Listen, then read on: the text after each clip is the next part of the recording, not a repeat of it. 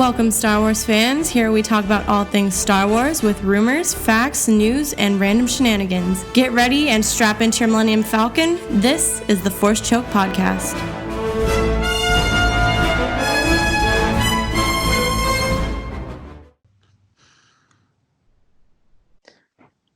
Hello, everyone, and welcome to episode 68 of the Force Choke Podcast. Today we have the whole council together via Skype, starting with Tim.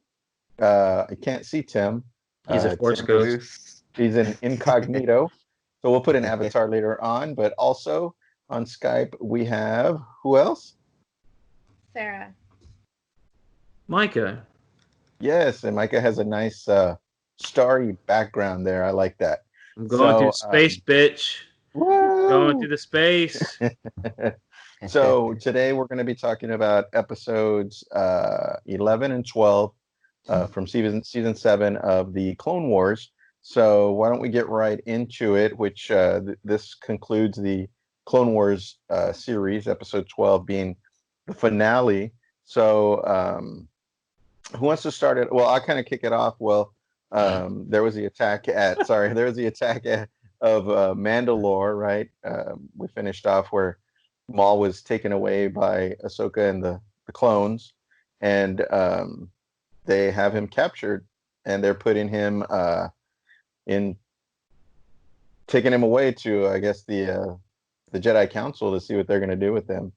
But what are you guys' thoughts on the intro into this episode 11, beginning of the finale?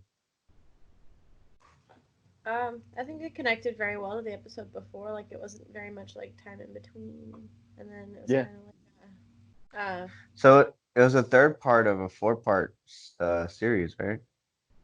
Yes. What? Kind of, yeah. Yeah, it was like a mini arc within the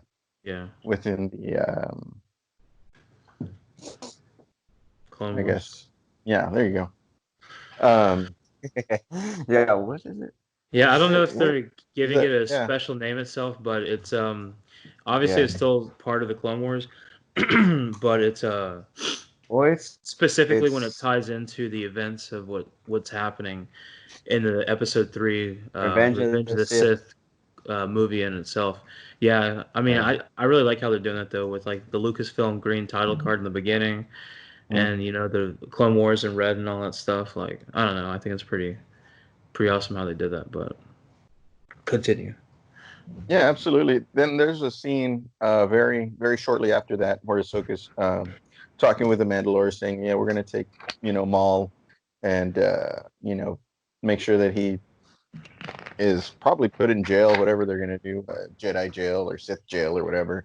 But then it cuts to a scene where you see a holographic Jedi with, I think it's Mace Windu, Yoda,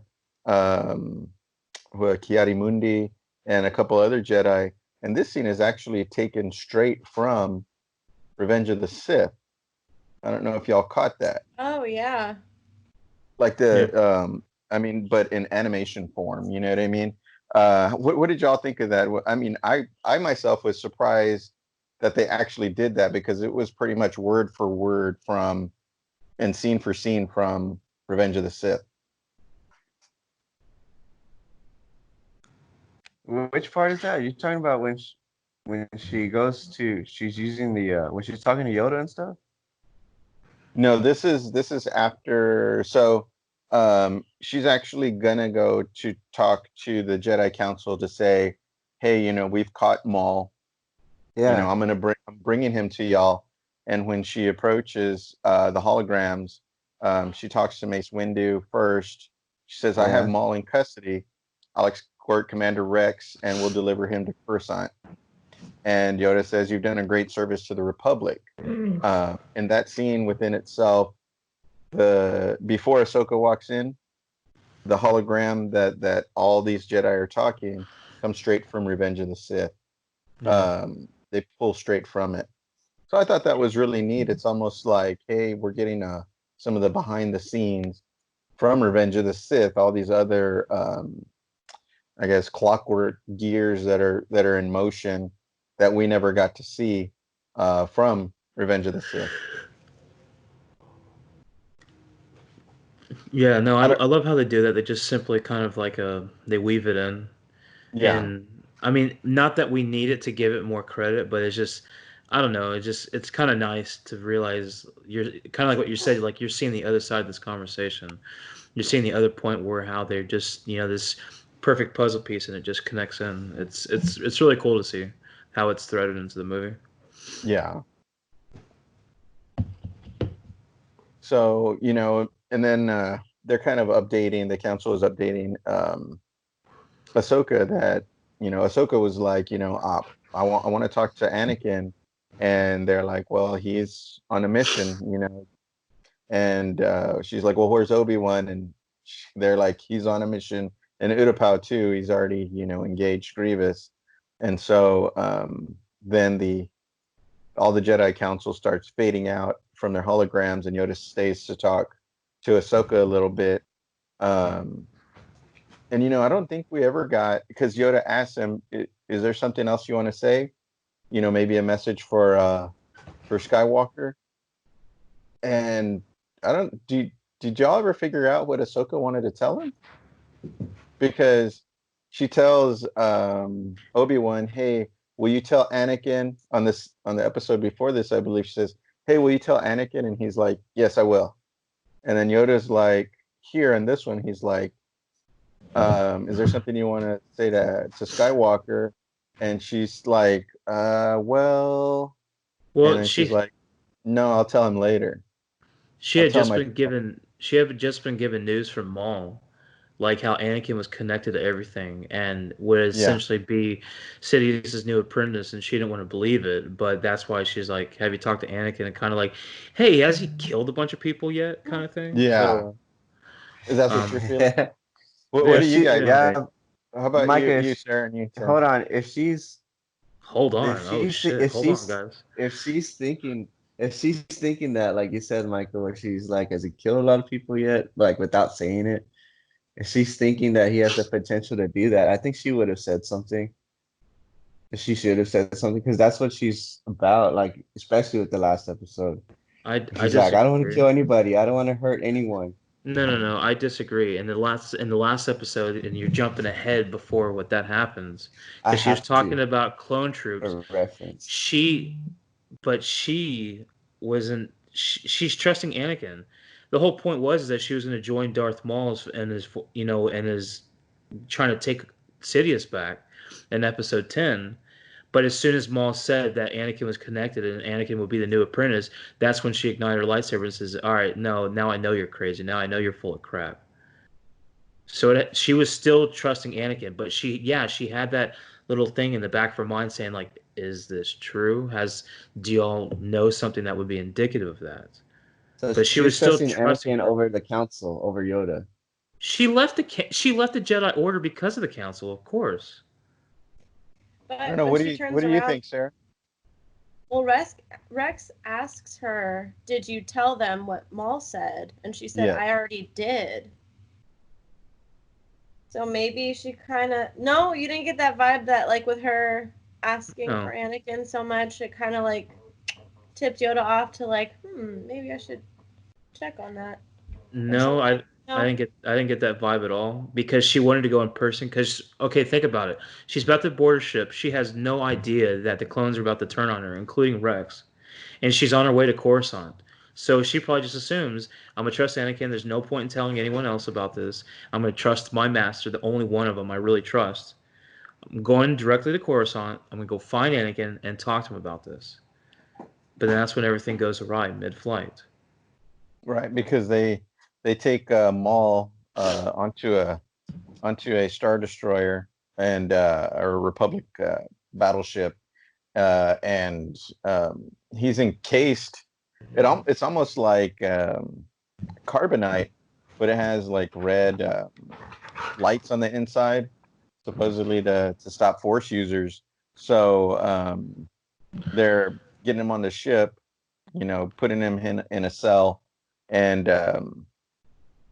I mean, it's very ominous, this whole thing, because Maul keeps opening his eyes, pretending he's in some kind of like stasis or something, maybe. It was so awesome. It was creepy, but it was awesome. Right. He just kind of peeked, like when you're pretending to sleep and you peek, what's going on out there, and then you close your eyes again. Yeah. No, I think he's just. Sarah He looks was like just she's feeling done the that force. before. He's trying to feel the force and what's going on around him or everything. I mean, I think he's starting to sense, that like there's something in the air because he knows something's coming soon. He doesn't know what, and he's defenseless, more or less, stuck in that. Well, he was almost protected in that instead of defenseless because he was one of the targets. I think at this point, you might be right, Tim, that he was protected up until the order was given. But we can get into that in a little bit. Yeah, I wouldn't say protected because we see what happens in the next episode. That's the thing. Like in the next episode, I would say protected after I tell you what happens. Oh, okay. Well, maybe you got some insight we don't, Tim. Maybe he watched a completely different show. No, so it was there in the last episode. It was there.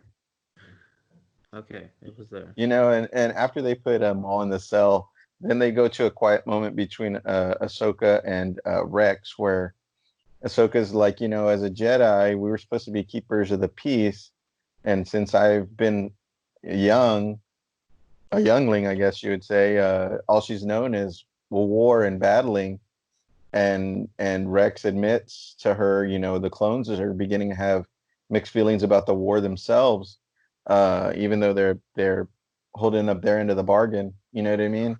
We're only bred into existence because of this. Yeah, exactly. And then Ahsoka, he's like, I got to go check on the reports. Ahsoka's like, I'm sure we'll get some good news. And she turns around, in a stance, kind of like just a thoughtful stance as they're going through hyperspace.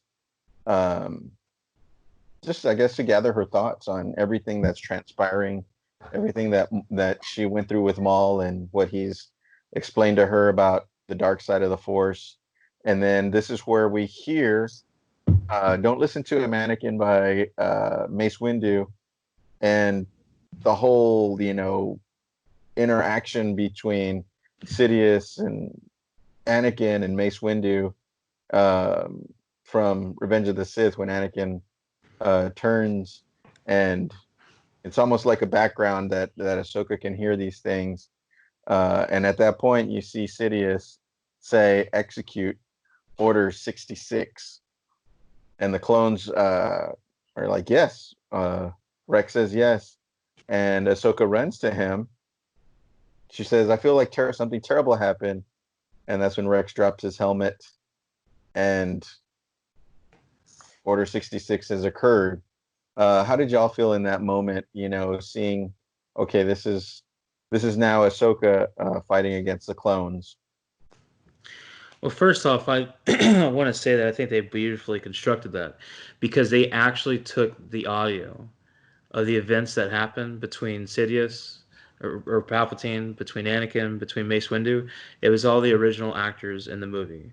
It was Samuel L. Jackson, it was Hayden Christensen, it was Ian McDermott. Like, it was just because, like, you hear it, and I had to stop at that point and rewind. And I was like, that sounds like it was from the actual movie. And then, of course, after that line of dialogue, then you have the new actor part of the dialogue, I think, come in to help, like, make that transition. Yeah. But it was just because it's, like, again, how beautifully they, wove this into the actual movie and stuff. And then realizing that another Easter egg, almost, if you will, is because that moment she's experiencing all this was very much like the moment Obi-Wan Kenobi had on the Millennium Falcon as soon as Alderaan was destroyed.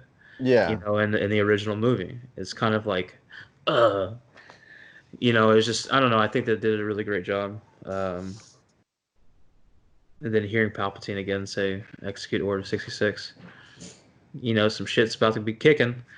Yeah, really, right? Sarah, how did you feel in that moment? Or, I mean, because we've seen, what happens during Order 66 in the theatrical release. Mm-hmm. But this is kind of a behind the scenes, and to me, it was I want to get your thoughts, but for me personally, it was very touching because this is happening to Anakin's Padawan, pretty much. You know what I mean? Yeah, we finally get that answer of what happened to her whenever Order 66 went down, because At least I don't think that we've ever gotten that insight before, right? Mm-hmm. Yeah. So that was interesting, and then it was kind of cool to see Rex kind of try to hold back a little bit. Did y'all get that vibe too? Oh He yeah. was trying really hard not to. Yeah. And yeah, you can tell like their bond in that moment when he tried, but then he couldn't, and then backup came and all that other stuff went down. But it was a good. They did that well. Yes.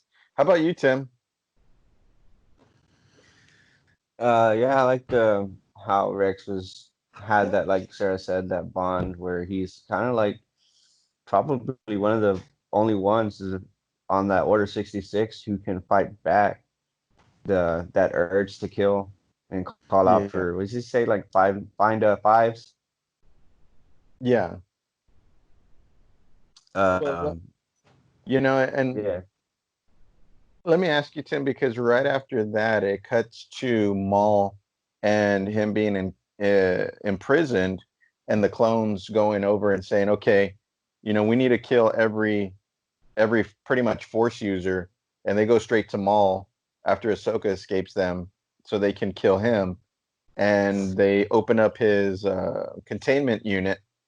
And I hadn't noticed before, but he even has something covering his mouth, so he can't even talk to anybody. I think that's really really interesting. I didn't notice that he had something covering his mouth. Yeah, I'm looking at it right now, and he has like just like unit thing just over his mouth, so he can't even talk. And um, before they kill him, Ahsoka rescues him. So Tim, maybe you can come back to us and tell us a little bit about how this containment unit saved him. Yeah. Well, I would have to bring up a line that's in the last episode. Go for it. Okay, Micah. The line was one of the because like you said, Lewis, how they went to go kill Maul and they released him from that chamber before Ahsoka stopped them and then she let him go as the diversion.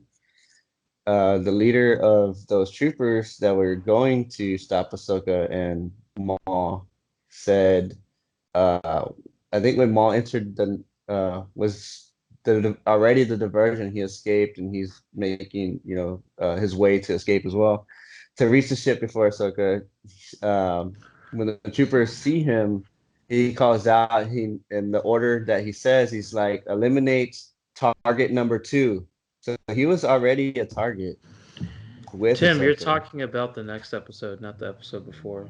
That's what I'm talking about. The final episode. You said the episode before. I said the episode after. Okay, I misunderstood you, Tim. Council. So let's continue moving on, and we'll revisit that, Tim. I thought you meant the episode before. Also, I misheard you.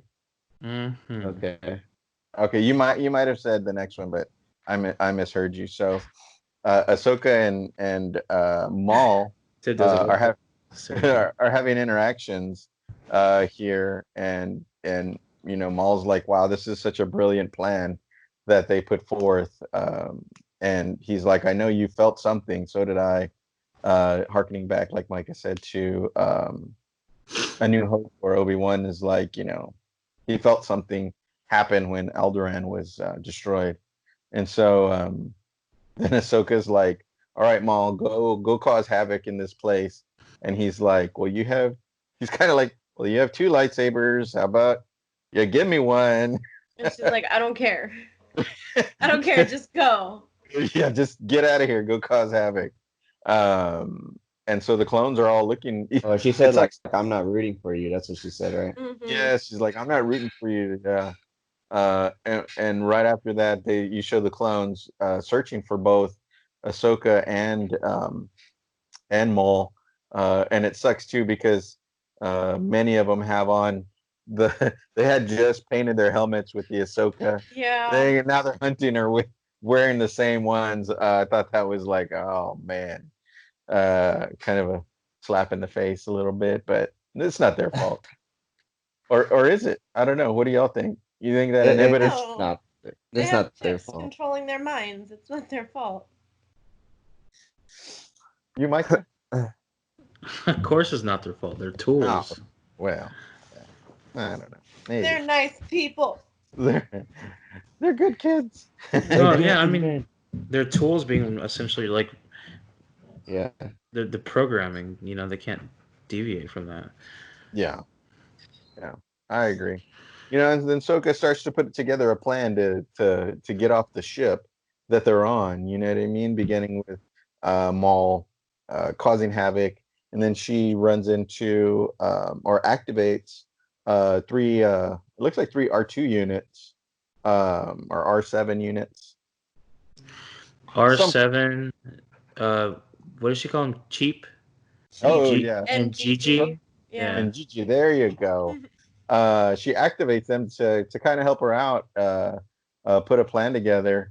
And she finds out from one of the holo recordings that the inhibitor chips are inside of the clones, right? Mhm. And that a grievance report was filed by Rex himself, that he thought the inhibitor chips were a bad idea. And then we find out Anakin's passcode. Right, Tim? Yeah.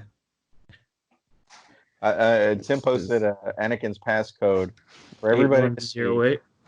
Yeah. August 1st, 2008. Which is when the Clone Wars started, right? It's when Ahsoka met Anakin for the first time. There you go. So, he had such strong feelings for her.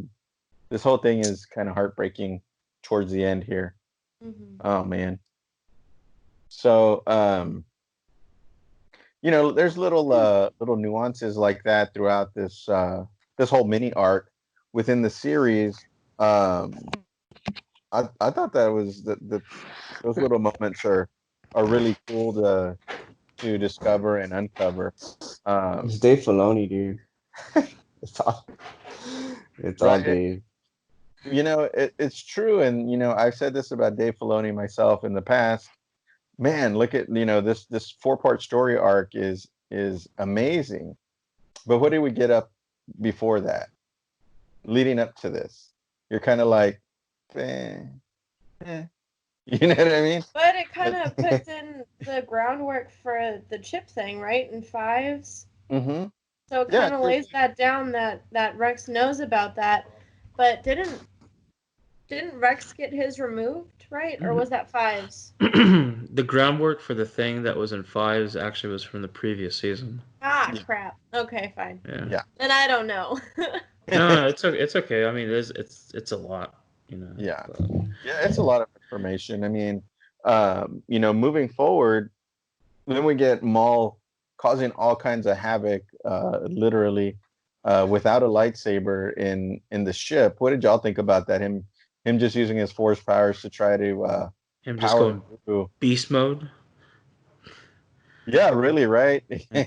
I think they kind of echoed the Vader hallway scene for that. Mm-hmm. When he's just going around just screwing people up, like you die, all you die. Mm-hmm. It seemed like they kind of did that. Like as much as simple as it would have been, I guess, for him to have a lightsaber, he didn't need it. Obviously, Yeah. He's taking panels off the walls. He's force pushing people. He's choking them out. He's he's just screwing them up because he's a master of the Sith. Yeah, and an interesting part, he literally was pulling one of the troopers towards him while one of the doors were closing, and it chops off one of the trooper's arms, and he literally steals the communication device off of the trooper's forearm, so he can have more information about what's going on around him.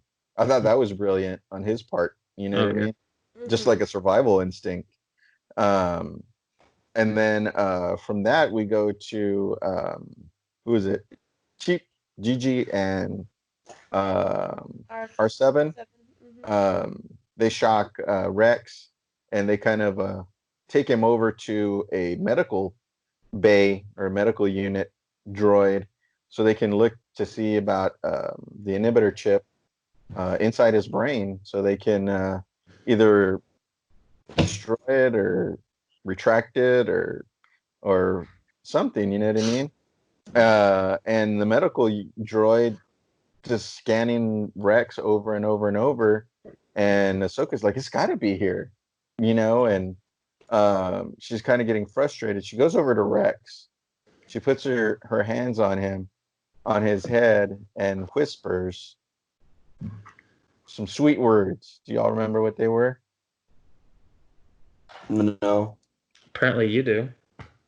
I'm one with the Force, and the Force is with me. Oh, yeah. There you go. Sarah got it. I thought that was brilliant. You know what I mean? Bringing us You back. son of a bitch, you did it. Yeah, he did. Yeah, exactly. So, man, I don't know. I'm gonna have to go back and look to see who all executive produced this, writing, and all the credits on it, because they did a phenomenal job. Pulling at the heartstrings from like every turn. It seemed like, at least for me, and involving so many levels of all the films. Like Micah said, weaving into the Clone Wars. So the computer actually finds, whether it was with Ahsoka's help or not, the inhibitor chip, and Ahsoka has tasks the medical droid to remove the chip from Rex, right? So in the meantime, all the clones are really still looking for Ahsoka, and they're at the door, right? Yeah, they're at the door. They're trying to get through, and just lightning and friggin' little explosions going off. And she tells the droids, hey, I need your help. Go try to jam the door while we're fixing Rex up here. And so the clones are trying to blast through, and Ahsoka's fighting them off. And that's where the episode ends. Is that where the episode ends? No. Yeah, that's right. No, because Rex to the door. Rex comes too before the episode ends. Yeah, Rex is coming too, and Gigi's helping Ahsoka. Rex shoots some of the clones off the door that they've half opened. Yeah. Okay. So you're almost at the end. Yeah. Yeah, and Gigi slams the door shut, and it looks like R7 began to what do you call it? Like weld the door shut, jamming it shut, but with welding now. And Rex is confused. He's like, I almost killed you. I don't know what happened. And she asks him, like, well, how far spread is this? Rex said, I think the chip is in all of us, in all of the Grand Army. And we're supposed to hunt down all the Jedi Knights. And then go straight to the clones on the outside of the door trying to get through, where they're unwelding it all. Episode ends. Great power. So what did y'all think of that episode? Episode 11 of season 7. Shattered. Yes. We all shattered. Sure. That's the name of the episode, Sarah. Oh, okay. I was like, what? Yeah. Okay. I was trying to be, Yeah. No, I got it. Yes. Shattered to pieces. To pieces. To pieces. Patsy Cline? I liked it a lot. I was thrilled, and I couldn't wait for the next episode. Mm-hmm. Micah? Yeah, it was a great episode. I want more, but I guess we'll get it here in a second. Right? So part 4, Victory and Death. Episode 12. Not just the season finale, but the series finale. Yes. Tears. Sorry, go ahead. Yes, I thought it was going to be maybe about 40 minutes long, but they stuck with the 23 minutes long. 23 minutes. Yeah, somewhere around there. And it starts off right where we ended with the clones trying to get through, and Ahsoka and Rex, pretty much with their backs to the wall in a medical bay. This whole episode was very felt like your back was up against the wall if you're an Ahsoka fan. Yeah, very stressful. Yeah, that perfectly said, Sarah. Stress throughout the episode, and what brought more stress was that Ahsoka and Rex didn't want to hurt any of the clones, so really they're just force pushing, deflecting, and using stunning. Yeah, and stunning them to try to preserve their lives as much as possible. And I guess we'll talk a little bit more about that later in the episode. But they seem to clear the area that they're in, and they're like, all the escape pods have been destroyed. Our last chance to get off this ship and survive this is to grab one of the shuttles in one of the bays. So they put together a plan, and Ahsoka tells Rex, I think Rex tells her, hey, Maul's escaped, and she's like, he didn't escape. I kind of let him go. Why would you do that? Yeah, exactly. Oh, right. She says it was a diversion. He goes, well, that's one word for it. Yeah, he's like, okay. Probably, yeah, he's crazy. Yeah, for real. And we see Maul, force choking some of the clones, and he walks into this cavernous area. I didn't know what area of the ship it was, but there's lots of troopers there protecting this area, and Maul pretty much defeats them all with force pushing, because there's like I said, very cavernous and an open area. So he's just throwing them off the sides of balconies and stuff like that. Dude, he double choked them. Dude, that was awesome.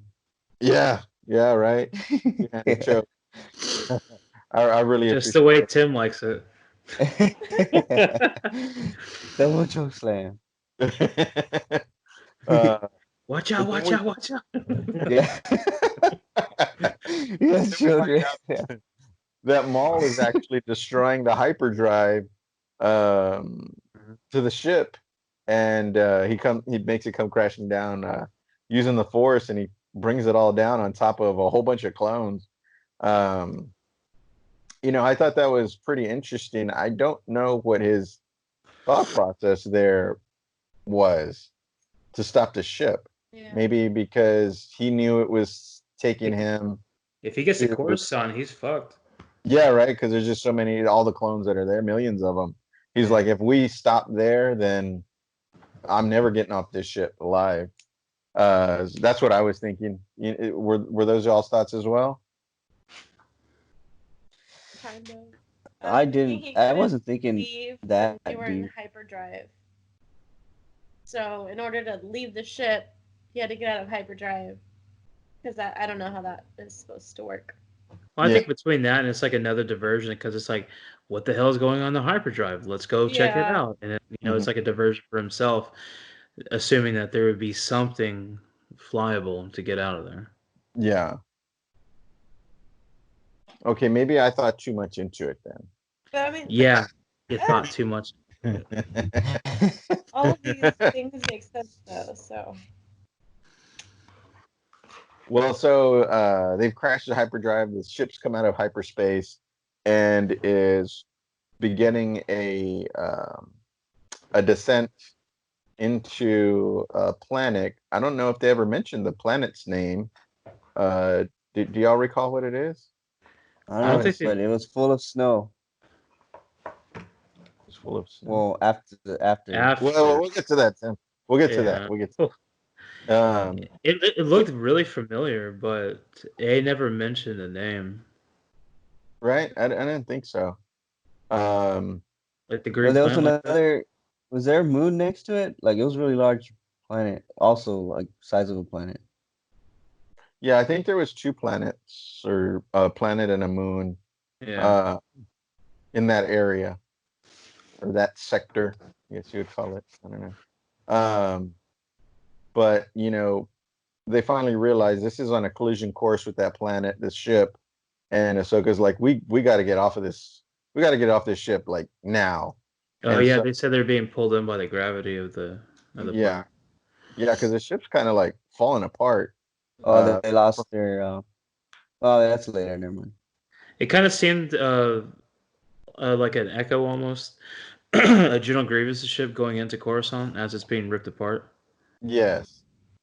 I Yeah. don't know if y'all got that too, because it seems like they're doing a lot I of did. parallels. They're a lot of doing like a lot of foreshadowing, Easter egg type things, and it would just make sense that this is another, callback almost. Yeah. Speaking of Easter egg, back to Maul's, where that We're, chamber they we're, put Maul in we're to not keep there him yet. locked up. We're not quite there yet, Tim. We already passed it. No, we haven't. When they locked him up and he escaped. Yeah, we passed that part. Ahsoka already let him. Mm-hmm. Yeah. Oh, I thought you were talking about when he's running inside the actual cargo. No, there was an image on My bad. There was an image on that chamber he was locked up in that people are claiming to be Revan. So they're making his character more canon now. On what exactly? The thing they lock him up in. Okay. If you look below, I have to go back and look at that like because near the trooper's legs where they're standing in front of it. If you look at the images on the chamber, the image on the lower half is a image of a person, and it looks and dressed like Revan. Where are you looking at this at? on the containment unit you're talking about. Yeah, the container. Yeah, the container. Where are you looking at that at? Like It's on the bottom. Where did you see the picture? Where did you hear that they're saying it's I saw Revan? the image. It's on the show. Who is saying it's Revan then? People are articles. Did you send us an article? I can send them all to you. There's 3 sources. Okay, that would be appreciated, please. That's what I'm trying to get at. All you have to do is ask. That's like fucking 17 times. Well, you're not asking the right questions. I'm just guessing because I don't have any visual cues to go off since I'm talking to the letters T and O. So I will look at that here in a little bit, but right now during the episode we're in the hangar bay with Ahsoka and Rex, and Maul is on his way as well. And Rex and Ahsoka have a moment where she takes off his helmet, and he's not weeping horribly, but he's got a couple of tears coming down his face, and like, look, you're good. You're a good soldier, Rex. And pretty much she's telling him, all these clones out here, they're gonna die, but it's not our fault. You know what I mean? And he's telling her, well, so what, we're gonna just surrender to him now? You just admit a defeat? What do we do all this for? And she's like, no. He's like, I don't see any of the options here. What, And she's like, well, I got a plan. I think it's a good one. And so she looks down at all the clones waiting for them in the hangar bay, and they put their action into motion. And it's with the help of the droids again, Gigi. What is it? Cheap and R7 are going to help them out. So, they really utilize the droids in this episode quite a bit. Do you think they did that a little too much, or were y'all cool with that? That was a good amount of droid. It made sense. Yeah. And so at this point, Rex is bringing out Ahsoka with her hands behind her head. He's got a pistol to the back of her head, and says, "Everybody, hold your fire." And Jesse is the one that actually says, "You need to execute the order now, or you're going to be considered, treasonous against the Republic."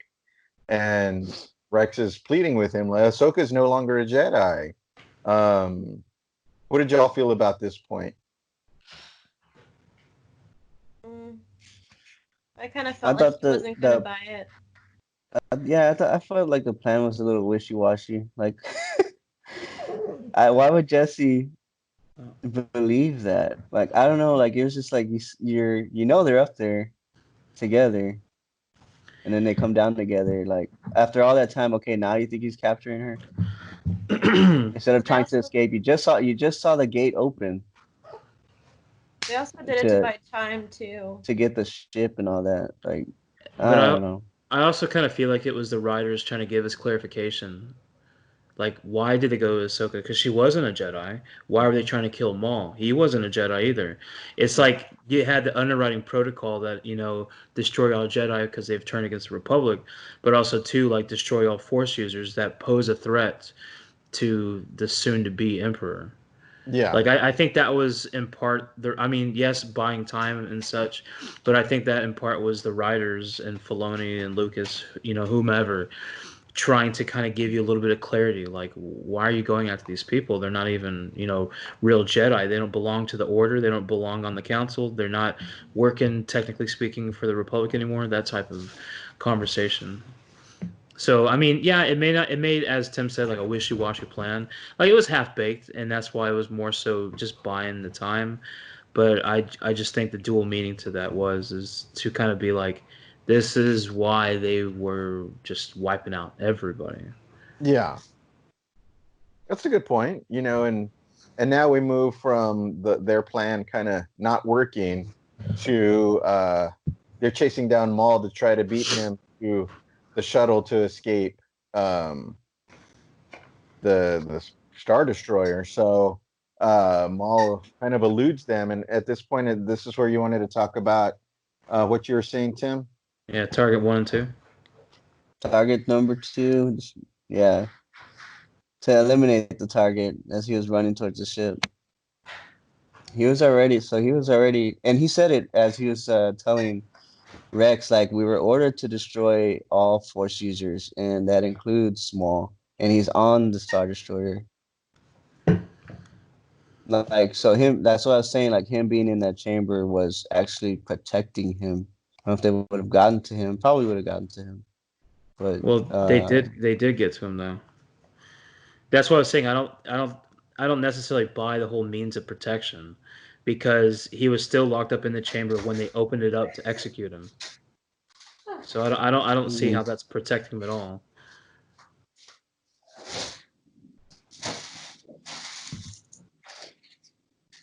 Rebuttal? I don't know. I'll take a rebuttal from anyone. I just don't see how that's a means of protection. From a stray laser blaster going off, whatever, fine, sure. But again, he was still very much, I don't want to use the term tied down, but he was still very much, locked up, detained, sure, inside that cage type thing when they opened it up to kill him. So, well, this was before so they were opening it up to kill him after Order 66 was given. Right. Mm-hmm. So where is this a means of protection, Tim? That's... I have to rewatch the episode. The only way that I could see it as a means of protection is if the clones had never reached Maul, and if this thing would have come crashing down, which it may never have, because Ahsoka may not have deactivated or destroyed the hyperdrive. But let's say, for argument's sake, she did, and this Star Destroyer is still on a collision course with this planet. Maul's still locked up, and it goes crashing down. All the everything's destroyed, but this containment unit with Maul, somebody would have to find him and take him out of there eventually. But I think that's the only ways of protection that I could see. Yeah, but So the collision, of course, came as a result of him, though. Yeah, that's what I was saying. Okay, that's why I said, for argument's sake, let's say Ahsoka had destroyed it. If he was brought on board and then they didn't put him in that chamber, what would have happened then? He probably could have gotten out beforehand. It wasn't a means of protection; it was a means of imprisonment. I know it was imprisonment. So, I don't. So if he wasn't in there, I don't understand why you're trying to say it's a means of protection. It makes no sense. And everybody around him, and he tries to escape. Tim, I get you're trying to be cute and all, but I don't think you're making a point that He's a dead man, okay? He's dead. So then why is it a protection for him, dude? Jesus. Is it protection so he can't kill himself? That's stupid. Well, moving on. Okay. Maul takes the shuttle, and he reaches it first. Ahsoka tries to use the Force to stop him. She just doesn't have enough Force powers to bring the shuttle down, and pretty much is like lets him go because there's too many clone troopers attacking her and Rex, and they still need to get out of there with their lives. And some of the clones figure out that the three droids are helping him, and they execute him. I don't know if you call them execute or destroy, but it felt like executing them because they had like little personalities. You know what I mean? Mm-hmm. And so they don't have the droids' helps anymore, and they're trying to find a different ship to escape in, and just more and more clones keep coming while the Star Destroyer is getting closer to the planet and starts to begin. Yeah, at this point they lost their lateral control. Yes. So now they're in free fall. Yeah, exactly. And at this point, like Sarah mentioned, this is a very, I guess, stress-related episode. You feel a lot of tension. And it's like we know Ahsoka is going to make it out of there, but she's gotten hit a couple of times with laser blasts, kind of grazing her, and you feel like, a sense that she might not make it out of here, even though she is. How did y'all feel about that? I don't know if y'all felt the same way. I still felt the tension. I mean, I thought it was a great escape, the way they did it. But is that plot protection? What's it called? Plot armor that she can't die. We all know she's gonna get out. Oh yeah, mm-hmm. Yes. And so Rex finds another ship, but there's an explosion, and he gets separated from Ahsoka. And like Tim said, they're in free fall. And this part of the episode kind of reminded me of Attack of the Clones, where Anakin jumps off the side of his the speeder and is in free fall, kind of like Ahsoka is trying to get to Rex in this other ship that he found to get them off the Star Destroyer. I don't know. What do y'all think? Did y'all feel that too, or am I reaching there a little bit? I didn't get that, but that is a good another parallel, I guess you could say.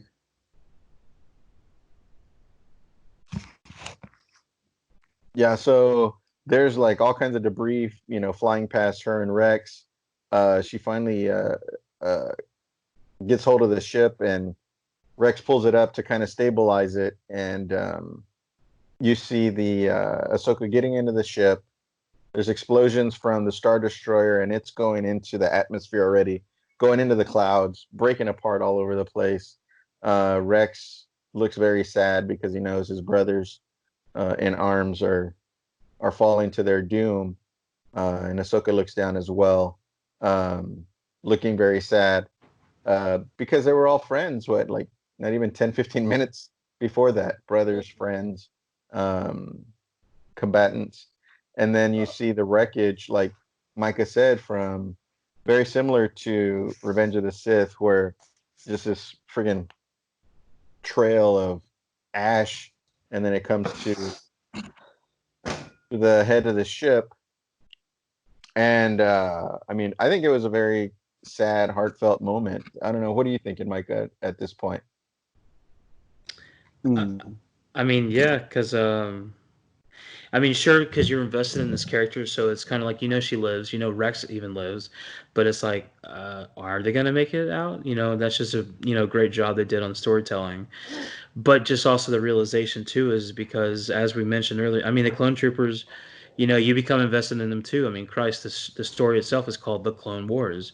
Mm-hmm. You become heavily invested in these soldiers and such, and they are tools. They're being used, being manipulated almost at this point by some hidden code, and they're about to die. You don't want them to die. You don't want Ahsoka and Rex to die more, but it's like they're just doing their job.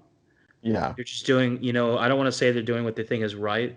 I'm sure that's kind of part of it, but they're just following orders because with that programming, with the order being carried out, they think that they're trying to take down traitors to the Republic. Yeah. Everything that they fought for, especially aside those. So just the whole notion is that okay, cool, yeah, finally Rex and Ahsoka made it out. But, all these guys are about to die. Again, this is supposed to be half of the 501st that Anakin gave to Ahsoka to go help, fight on Mandalore.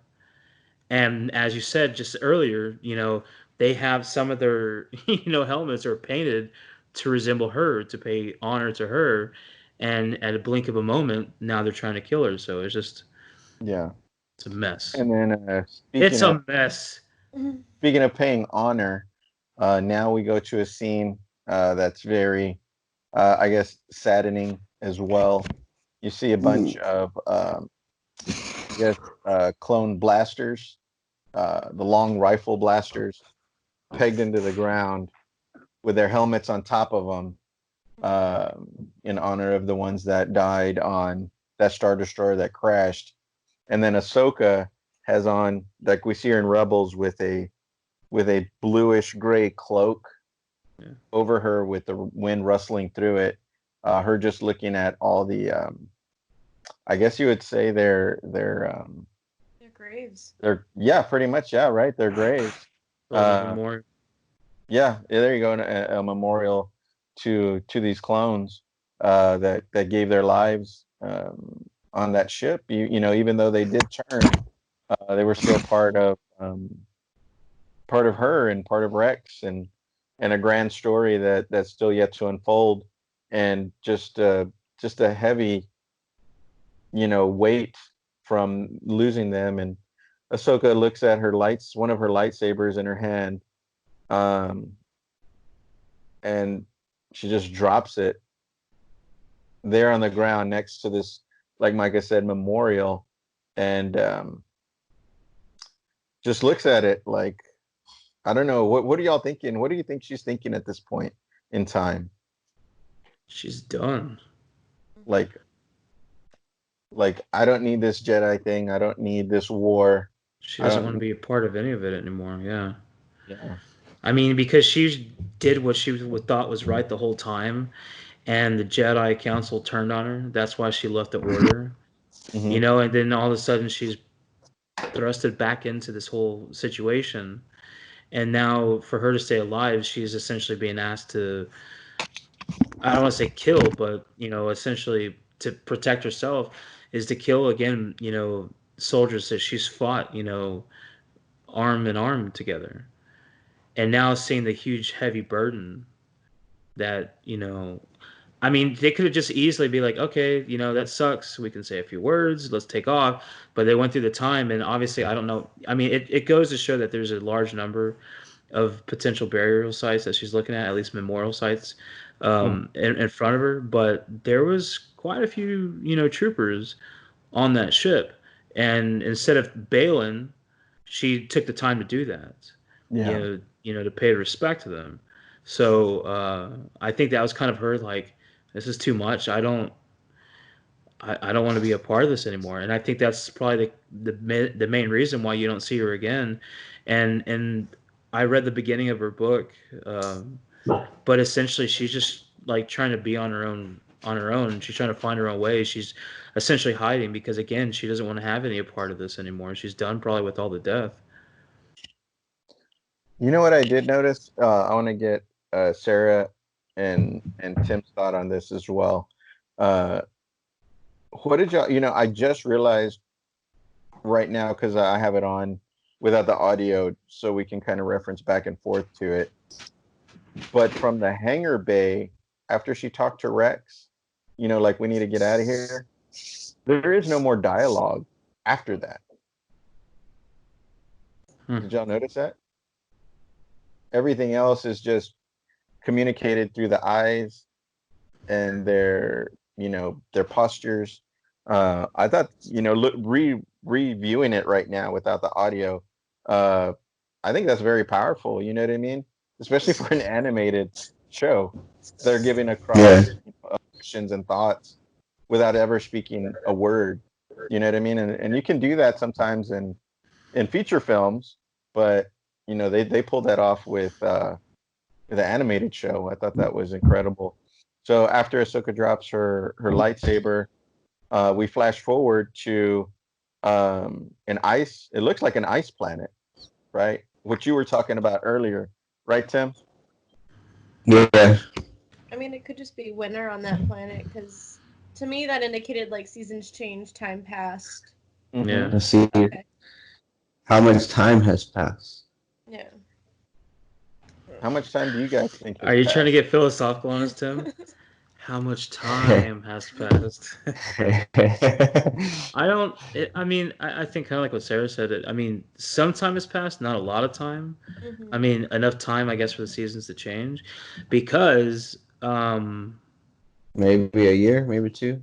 Well, I don't even think that long, man. I think like months. Well, I don't know if they're Earth seasons, like 3 months. Like it's a different planet. It might have different seasons that last longer, like Game of Thrones. Well, of course, and we know that we're just guessing at this point, but also too, he didn't. Are we saying it now? Are we mentioning it? Who walks up to it? But it's Darth Vader. Darth Vader. Yes. We get to see Darth Vader in the Clone Wars now. Anakin's already made his transformation to his bionic self, I guess. Whatever. But how long did that process take? I mean, I imagine it took a bit of time for them to go through the whole process of doctoring him up into what we know as Darth Vader. Yeah. And soon after, he wakes up and he's asking about Padme. He's not asking about anybody else. And so who's to say that as soon as he comes to, he's like, oh, where's Ahsoka? Yeah. No. Yeah, but I don't know. So yeah, I think he went there to go not just to find her for like he wants to know where she is the way he wanted to find Padme, but more so to like go there to kill her because that's what they were supposed to do. No, you're wrong. Sorry. Yes, I think you're wrong in this. Maybe he just went to check out the wreckage to see if there was anything else there. Well, I think he's going, potentially after her because that was the last engagement too. But also when we see Ahsoka and Vader meet in Rebels, it's not a kill on sight type thing. He's still kind of almost swaying her or trying to, because that was his Padawan. So I don't think it was necessary to kill her. But at the very least, follow the trail of where, Because I think he's still following the order that Palpatine gave, and he's going to kill all Force users. Well, he's going to track her down, but it doesn't necessarily mean it's with the hindsight of saying, like, he's definitely going to kill her. Like, it's the same thing as, the conversation we had. Did Vader go directly, to Bespin to kill Luke? No, he went to... He lured Luke to Bespin, to Cloud City, to bring him there, to have a conversation, to try to turn him, and then, if not, kill him. Yeah. So I don't think it was Vader's sole intention to go to this planet and be like, "Where's Ahsoka? Where's she at? Where's she at? She's right there. Kill her." I don't think that's. Did he try to turn her in Rebels? He talked to her as if that was the case. I mean, I could be remembering it wrong, but it wasn't like I need to kill you right now. All I remember him is saying, was it what were the words he said before then die? Like he told her to die. Because she said she would not leave him, and that's after she had already been fighting him. That was after she had taken her saber and scuffed off, part of his mask. She says, "I won't leave you. I won't leave you again, master." And then you will die. And that was a point that he had like kind of become Anakin for a moment. And then he thought about it, he breathed in, and then he kind of like went back to Vader and says, "Then you will die." Mm-hmm. There was still very much that connection. So when you're saying when he went to that planet, then he went as Anakin and not Darth Vader. No, what I'm saying is he was essentially going back to try to recruit his apprentice. Yes, I mean, if she was there and she wouldn't have turned, yes, he probably would have tried to kill her and may have been successful. But he didn't go there with the sole intent being like, okay, I need to kill this person. Because again, remember, like, he was trying to recruit Luke for them to join forces to kill the Emperor. Maybe he was trying to, looking for his apprentice, knowing the connection that they still had. Who's to say it was just simply to kill? Well, then you're not right then in that regard. What regard are you talking about now, Tim? You said, who's to say? I thought you were to say. This is all speculation. I think that That's what I'm saying. If it's speculation, then he can't be right entirely. It's not a matter of me being right. You're the one said he went there to kill her. That's an absolute, is it not? So you can't be right. It is an absolute. I'm dealing in absolutes here. And we've shown that that's where he does it. So Vader at this point looks at that wreckage, and he looks down, and he sees a clone helmet, and then he also sees a lightsaber on the ground. Yeah. He goes to pick it up. He wipes it off, and he ignites it. I think he realizes it's Ahsoka's saber. Yeah. Do y'all think that he knows she's still alive, or he's kind of like, well, this is where her story ended? I was trying to remember what's his reaction in Rebels when they do meet up. Is it surprise? Kind of, yeah. So maybe he did think she was dead. And even then, at that point, there had been so much time that has passed, but I don't know. And the only reason, because I know how they ended the shot, but when he walked up and he's kind of, almost like he's just like digging through the snow, I don't remember that helmet necessarily being, exposed. I mean, I know when the shot leaves, the helmet is exposed. You can clearly see it, but I don't know if you're checking that right now, but I don't know why. I remember thinking like, it's like he's like, where do I look for? It was like he was just sensing that the saber or something was there, and then it happened to be that the helmet was there after the fact. Okay, I rewound it just a bit. It's showing a wide shot of him walking to the wreckage, and he's still walking. He stops, and it goes to a shot right behind him with the wreckage in front, and you see mist and stuff. He looks down. You see him kneeling, picking up the saber. But there's no visible. There's no visible helmet, though, is there? Yeah, there is, right here in the background. Oh, is there? Okay. Yeah, he's holding the saber like this, and then, like off to the side, you can see in the ground a helmet. Okay. Yeah, I can see it right here in this shot. Okay, maybe that's why he decided to reach down. Yeah. And so he ignites it, and you hear like what looks like a bird or an eagle or something similar to that in the background.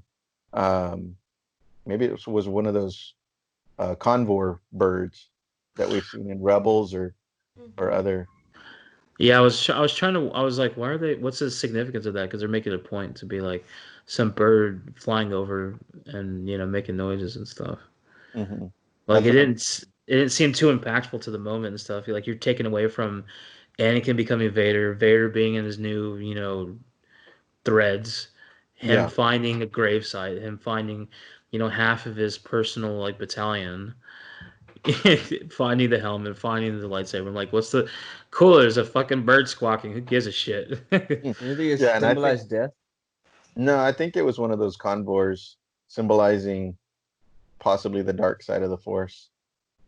Or that, or just one of those influential moments in the time that had to happen type thing. Mm-hmm. So I was going to offer a overthink theory, if y'all want to hear me out, and then we can probably wrap it up. You have 2 minutes. Okay, so could this planet, since it's not been named, be Hoth? And since we don't know how long the seasons do last, could last decades, could last 100 years, that this is Hoth, and Vader, knowing that wreckage was there, Ahsoka's saber was there, when we get to The Empire Strikes Back, and Vader hears from General Oswald, it could be, smugglers, it could be gamblers, it could be whoever on the planet Hoth, and Vader hears the droid give the signal that it found something on Hoth. Vader says, "That's it. The rebels are there." Do you think this might have some kind of connection to The Empire Strikes Back? Yeah. I don't think so, but no. I said, just an overthink theory. I got you. Right now, because every time Hoth is ever mentioned, I mean, I understand that. Who's to say that they're not like 100-year blizzard type thing? But every time Hoth is ever mentioned, is mentioned as the frozen planet, and when we're coming up to that planet, we see green, and there was not snow on the ground when they came up. So I don't know. It's just, that's why I think that would. I mean, I know you titled this the overthink question. I just don't think that's necessarily the case. Because didn't they say that Hoth essentially was an old base for like the old Republic or something like that?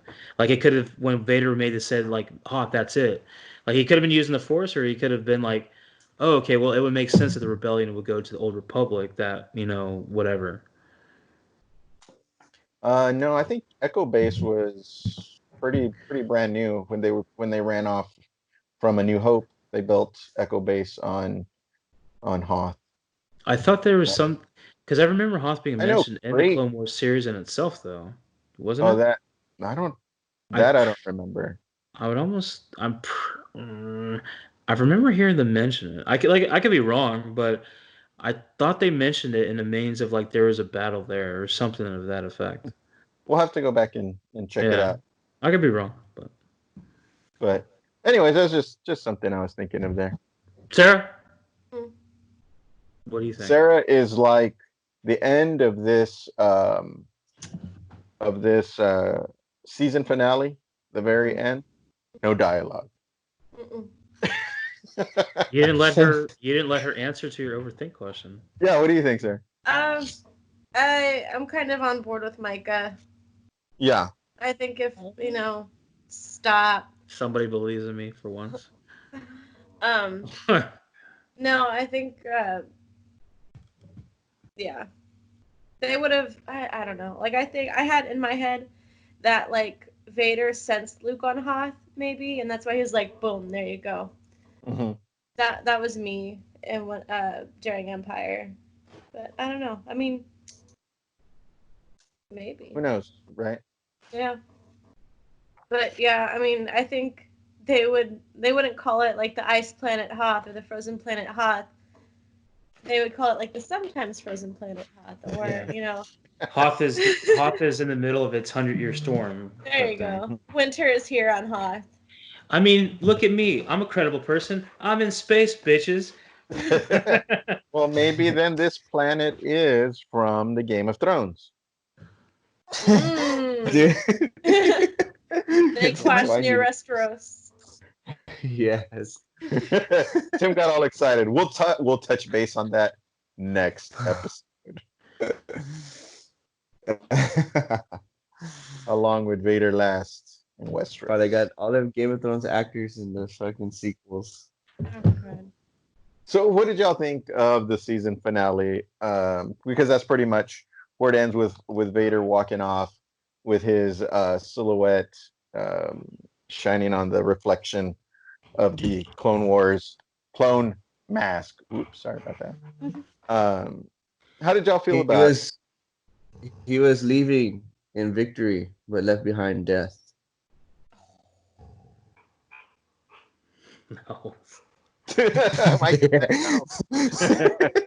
Why no, Micah? What's the title of the episode? Hold on, and I'll tell you why. I watched it, I loved it, right? But I've left wanting more, but I had to reflect against that because I'm like, I wanted to see more. I wanted to see them maybe an animated thing of Obi-Wan and Anakin ride on Mustafar or something to that effect.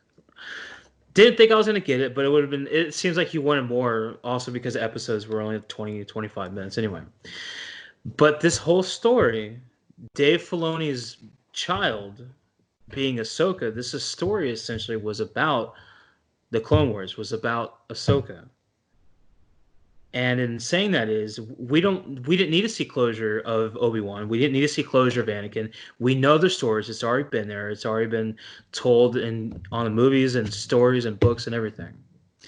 This was about getting closure for what happened to Ahsoka. And so victory and death is symbolic to her being victorious and surviving, getting past, execute Order 66 being an issue, that she's able to survive. She's able to bring back Rex, from that. But the death aspect is realizing that there's still defeat in the victory that she had, because again, soldiers she fought next to, soldiers she was commanding, they all died. Even not if at her hand, they still died. And her paying homage to them, her finding their bodies, her making up grave sites and paying memorial with the rifle with the helmet on top, shows just that. She may have lived, that might have been her victory, but there was still defeat, there was still loss because of those that had died, even if they were fulfilling commands that they couldn't not obey if they wanted to. This was about Ahsoka. This was not about Anakin. I think this is a bigger picture. I see it as the Empire victory. Okay, then what would be the death with the victory of Empire? Oh, the Jedi. Her relationship with Anakin. But wouldn't that also? But you make Anakin dying. Oh, Vader living. Anakin didn't die. Vader killed him. He mostly died. Not really. He's mostly dead. I think Lewis sees what I'm talking about. I don't think this has anything about a bigger picture, because this isn't about the bigger picture. This is about getting a season. It's about Star Wars. This is about. Let me finish my point. Don't cut me off, bitch. Just fun. No, but this. No, but this is about the finishing of a story we never thought was going to happen. Every time this was ever mentioned, Filoni is like, everyone's like, Ahsoka, is she alive? What's going on? Kind of thing. Okay, I'm sorry, that was about Rebels. But anyway, the whole thing is about, like, this was, what was the first thing that they released talking about it? Like, everyone gave up on you, but I didn't, kind of thing. Do you remember that? I don't know. Well, let's ask Nate what victory and death means to him. Okay, well, even if you get another, I mean, okay, look at no one's wrong short of hearing Filoni come out and talk about it. You can get someone else who agrees with you. That's fine. That's your confirmation bias. But to me, the title "Victory or Death" because this was about Ahsoka. And even if Nate agrees with me, it doesn't make me right either. Short of hearing Filoni himself, who made the decision to name it this, that's the only definitive answer that I would accept. Yeah, because I think Ahsoka had a victory over choosing the right thing for herself, and there was death all around her. But she didn't kill them. The grounded. Yeah, exactly. So the grounded. The grounded. Yeah. Geez. It wasn't the fall. It was the sudden stop. So I think I found what Tim is talking about. Hopefully, y'all can get a good view of it. I don't know. Can y'all see that at all? Kind of.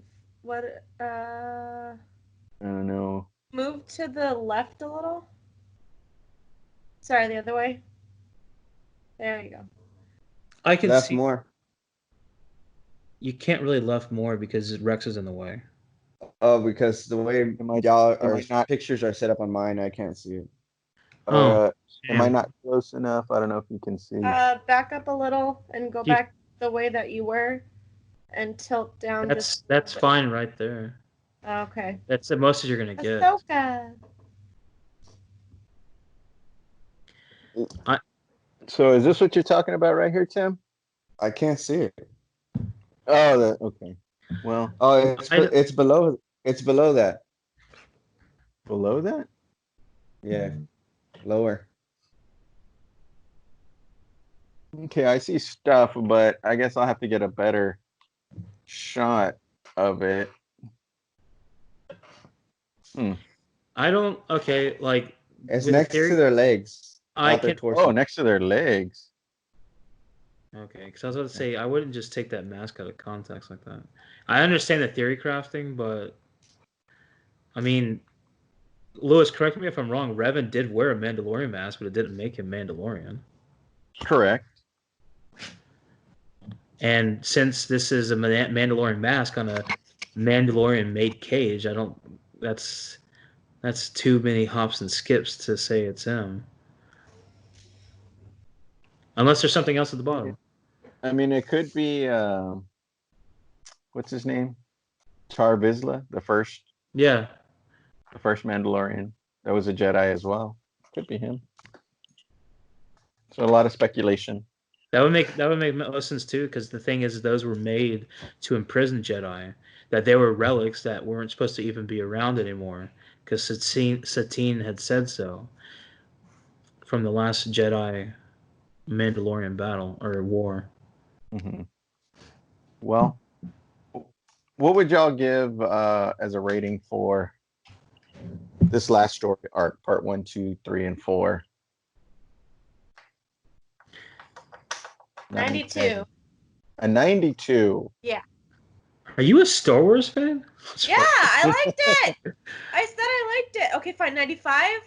No, I really liked it. I really liked it. I heard her say 12. It was too short. I wanted more, and I'm still not a huge fan of like animated series, but it caught my attention. It captured it. It kept it. I remembered stuff. 92. Stuff you remember. Stuff. Shut up. Tim. I don't know. I give it. Well, what kind of rating system are we doing? 100? Yeah, like we always do. No, 500. Let me. In that case, man, I don't know. 98. Nice. I'll say. I give it a. Oh, sorry. I give it a. I'd say a 94. It's higher than you, Sarah. Where's your response, Micah? That's 2 points away. Well, it's closer to the median, so. Micah? I gave those first 2 episodes, I think, like a 97, 98. I'd probably have to stick with it for this, 4-part episode, like a 97, 98. I just don't feel like I could ever give anything truly 100, but it was really great, and I love to see it. I love everything that I saw. Of course, there could have been something that added and maybe made it better. Like I said, wanting to maybe see more, but understanding that's not necessarily what the story was. But anyway, yeah, I thought it was great. That's this last little 4-episode section, 97. It's gonna have to mirror the grades I gave for the first 2 episodes of this part.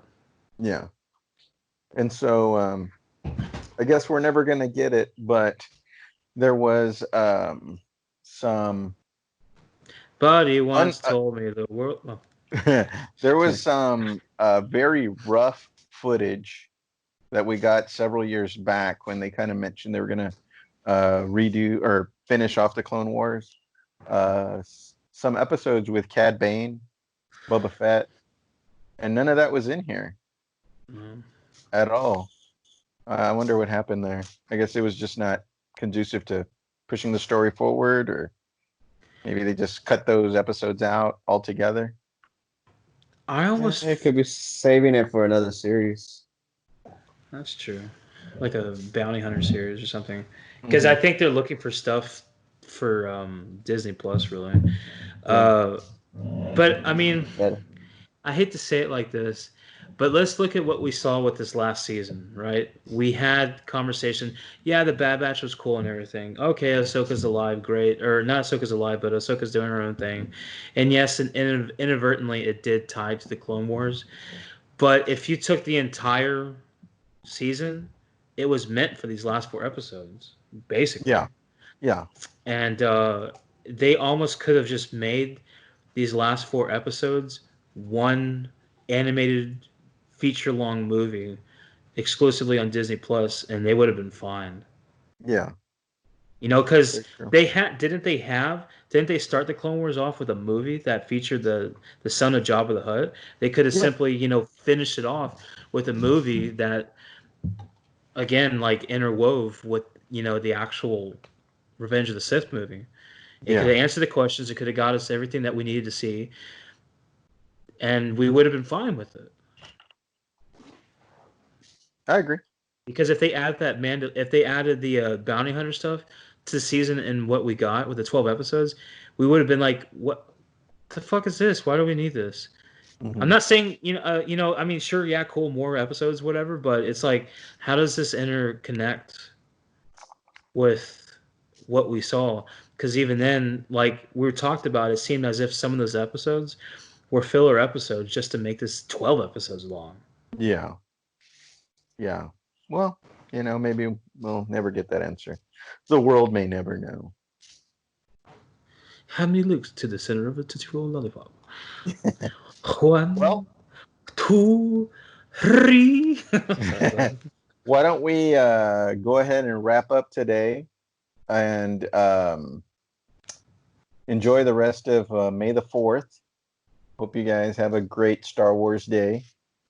And we're still doing sticker swaps with everybody. Once again, anybody out there wants to sticker swap, it doesn't even have to be podcasts.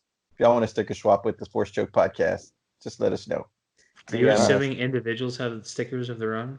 Yeah, they have dinosaur stickers with eating pizza and stuff, right? Sarah, said you're gonna get me one. Hang on. What is it? Did I ever show y'all? Yes, and you said you're gonna get me one. No, I didn't see it. You didn't see it? Okay, hang on. Well, Lewis isn't paying attention. What? Way to go, Lewis. Hey, sit down. What's happening? Is it blurry? Oh yeah, there it is. Hey, that's blurry. It's not in focus. Blurry. I hear. Can you hear growling? Oh, there it is. That's better. Oh, it says social distance. I don't want it anymore. Just kidding. Oh God. Just wanted... Yeah. All right. Who's gonna wrap us up today? Sarah. Micah. I think Tim should do it because he's the weird, disembodied, ominous voice. Yes, Tim. Okay. Oh wait, before we go. Oh yeah, episode 67. Wait. We're 68, but before we go, let's say that we're going to talk about the Mandalorian Gallery next episode that we get together. Okay. Yeah. Yes. Okay. Alrighty. Tim. Yes. All right. So that's it for episode 68. So thank you for listening to the Four Stroke Podcast, and may the Force be with you. Peace out. Latest.